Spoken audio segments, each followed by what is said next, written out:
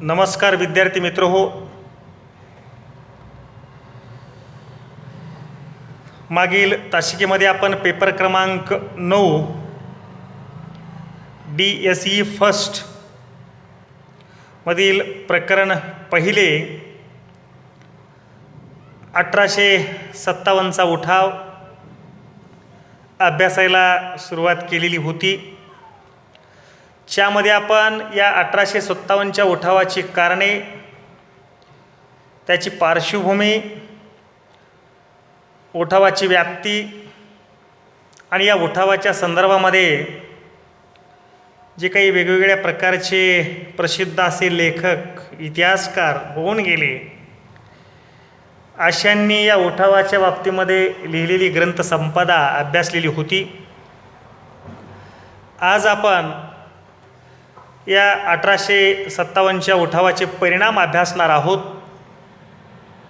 याच्यातला पहिला परिणाम आहे की 1857च्या उठावाला जे अपयश आलं किंवा याच्यामधून देशपातळीवर आणि देशातल्या वेगवेगळ्या परिस्थितींमध्ये कोणकोणता बदल झाला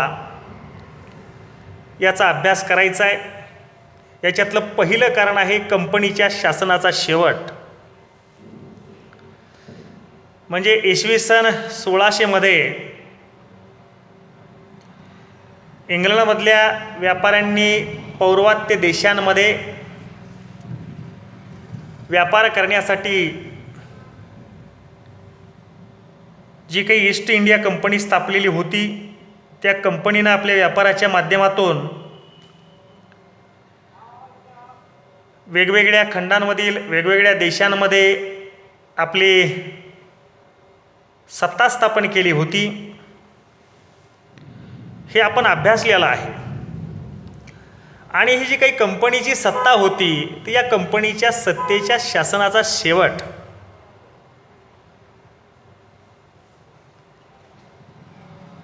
2 ऑगस्ट 1858च्या भारतीय सुशासन कायद्यानं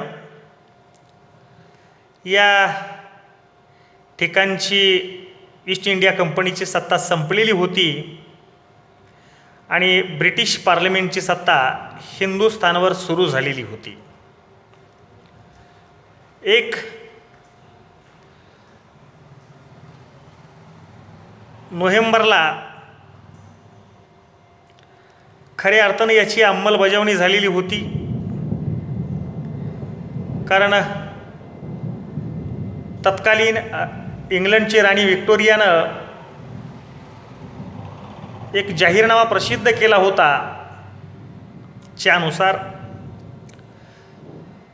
याच्यानंतर दुसरं कारण आहे प्रशासनात भारतीयांचा सहभाग.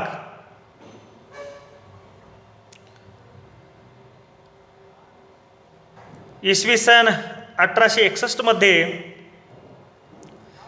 भारतीय परिषद कायदा निर्माण झाला आणि भारतीयांना प्रशासनामध्ये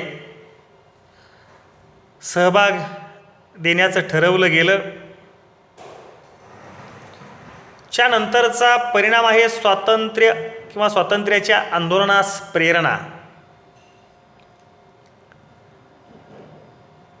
भारताला स्वातंत्र्य मिळवून देण्यासाठी अनेक संघटना आणि नेतृत्व निर्माण झालं.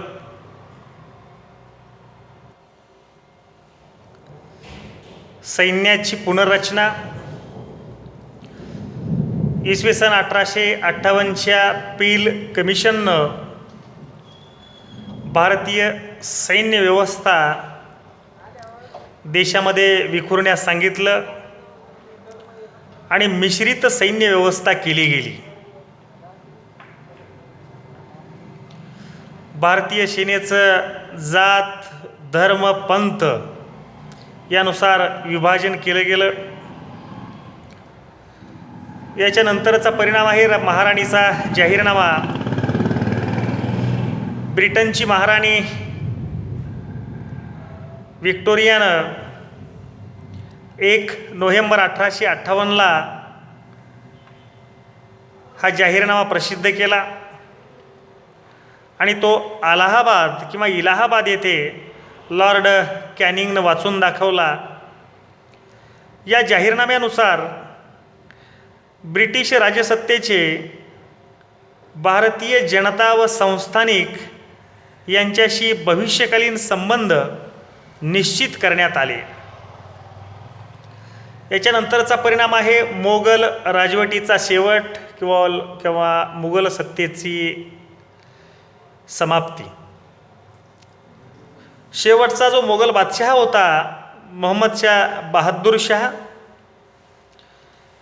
इसवी सन 1862 हा मरण पावला. 1862 याचा देहांत झाला, याचा मृत्यू झाला.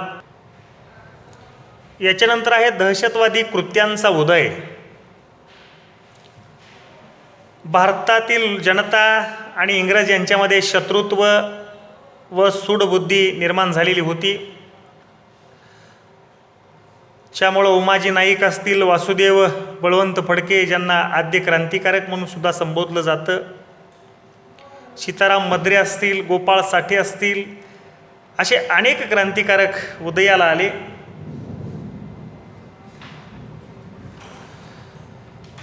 त्यानंतर आहे इंग्रजांच्या भारतीयांवर विश्वास राहिलेला नाही.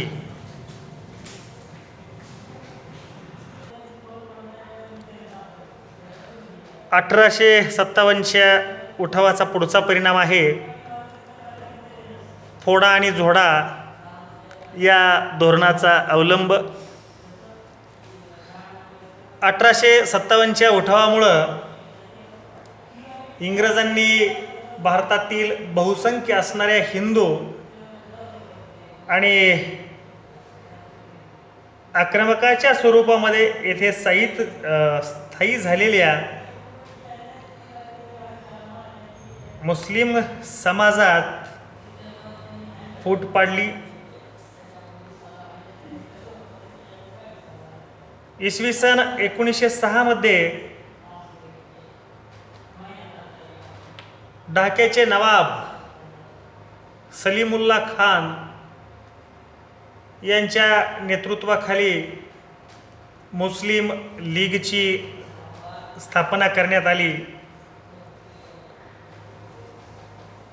आणि या मुस्लिम लीगच्या माध्यमातून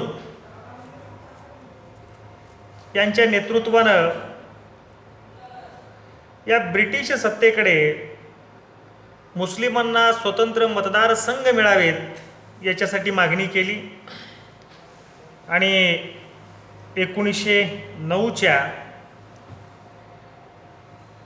मोर्ले मिंटो आयोगानुसार भारतातील मुस्लिमांना स्वतंत्र मतदारसंघ दिला गेला. आणि स्वातंत्र्यानंतर सुद्धा म्हणजेच 1947च्या नंतर सुद्धा हे धोरण पाकिस्ताननं अवलंबलेलं होतं. म्हणजे इथला जो समाज आहे तो धर्माच्या जातीच्या नावावर वेगळा करण्याचं षडयंत्र या इंग्रजांनी 1857च्या उठावाच्या नंतर सुरू केलं. याच्या नंतरचं कारण आहे मुस्लिमांची अधोगती किंवा उन्नती.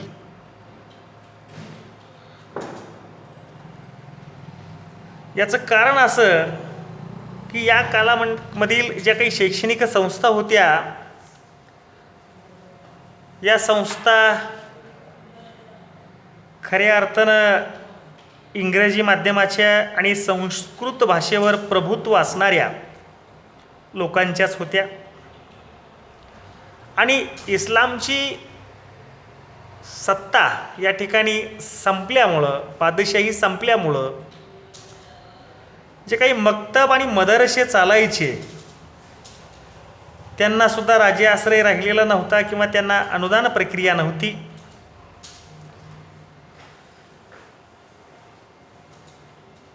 या धर्म आणि धर्माच्या तत्वज्ञानाच्या आग्रहाखातर हा समाज शिक्षणापासून वंचित राहिला. याच्यानंतरचं कारण आहे राज्य विस्ताराच्या धोरणाचा शेवट. 1 नोव्हेंबर 1858ला जो राणीनं जाहीरनामा प्रसिद्ध केला, तर या राणीच्या जाहीरनाम्यामुळं भारतातील जो काही उर्वरित प्रदेश असेल ब्रिटिश सत्तेच्या आधिपत्याखाली नसलेला, तर याच्यामध्ये काही विस्तार करायचा नाही किंवा विशेष भूभाग पुन्हा आणखीन आपल्या सत्तेच्या अंमलाखाली आणायचा नाही असं ठरवलं गेलं. याच्यानंतर आहे आर्थिक शोषण वाढलं. या उठावाच्या नंतर या ब्रिटिशांनी सर्वच बाजूंनी इथल्या जनतेवर अन्याय आणि अत्याचाराला सुरुवात केली. मोठ्या प्रमाणामध्ये आर्थिक शोषण सुरू केलं. त्यानंतर आहे सुनिश्चित मध्यम वर्गाचा राजकारणात उदय. आता हे मध्यमवर्गीय कोण होते, तर याच्यामध्ये पहिलं नाव आहे गोपाळकृष्ण गोखले. गोपाळकृष्ण गोखले हे महात्मा गांधींचे राजकीय गुरु होते. महादेव गोविंद रानडे, दादाभाई नौरोजी, फिरोजशाह मेहता, सुरेंद्रनाथ बॅनर्जी हे जे तत्कालीन काँग्रेसची नेते मंडळी होती, ही सर्व इंग्रजांच्या धोरणानुसार चालणारी, म्हणजेच इंग्रजांशी एकनिष्ठ असणारी ही मंडळी होती. त्यानंतर आहे पाश्चात्य शिक्षणाचा प्रभाव. 1813च्या सनदी कायद्यानं भारतातील जे काही साहित्य आहे, या अरेबी भाषेतील असेल किंवा संस्कृत भाषेतील असेल, या साहित्यावर कंपनीच्या माध्यमातून दर 20 वर्षाला 1 लाख रुपये खर्च करण्याचं ठरवलं गेलेलं होतं. कालांतरानं युरोप खंडातील ज्या काही ख्रिस्ती मशिनरीज या भारतामध्ये आल्या आणि त्या मशिनरींनी आपल्या ख्रिश्चन धर्म प्रचार आणि प्रसाराबरोबरच इथल्या जनतेमध्ये आपल्या धर्माचं ज्ञान पसरवण्यासाठी आपली जी भाषा आहे इंग्रजी, या इंग्रजी भाषेच्या काही शाळा सुरू केल्या आणि या शाळांमधून जो शिक्षण घेणारा भारतातला मध्यमवर्गीय तत्कालीन विद्यार्थी होता, त्यांनी ती भाषा अवगत केली आणि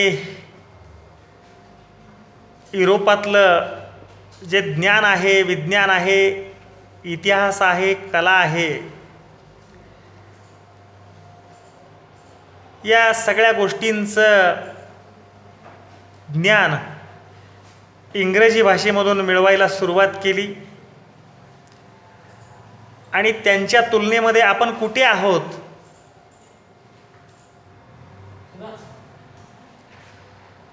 हे सुद्धा पटवून देण्याचं काम या पाश्चात्य शिक्षणाच्या माध्यमातून या मंडळींनी केलं. याच्यानंतर आहे देशी राज्याबद्दलच्या धोरणात परिवर्तन. अंतर्गत स्वायत्तता दिली गेली आणि मित्रत्वाचे संबंध ठेवले. याचं कारण असं की याही कालखंडामध्ये भारतामध्ये जवळजवळ 500च्या वर संस्थानं होती आणि या संस्थानांना अंतर्गत स्वायत्तता या ब्रिटिश प्रशासनानं या कालखंडामध्ये दिली. याच्यानंतर आहे जातीय कटुता निर्माण झाली. हा 1857च्या उठावाचा शेवटचा आपल्या अभ्यासाच्या दृष्टिकोनातून परिणाम. याच्यामधला सगळ्यात मोठा संघर्ष म्हणजे काळे आणि गोरे. तत्कालीन उच्च विद्या विभूषित जे ब्रिटिशचं प्रशासन होतं ते येथील जनतेला काळे हीन म्हणून वागणूक देत होते. आणि ही जी काही दरी आहे काळे आणि गोऱ्यामधली ही अधिक वाढत गेली आणि ब्रिटिशांच्या विरोधामध्ये त्यांच्या जुलमी सत्तेच्या राजवटीविरुद्ध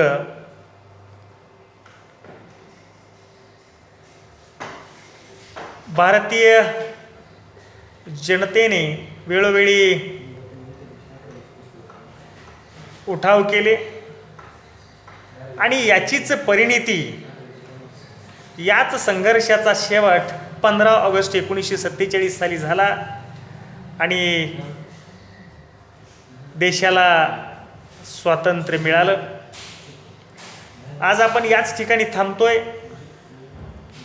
पुढील तासिकेमध्ये याच पेपरमधील प्रकरण 2 आपण अभ्यासूयात. धन्यवाद.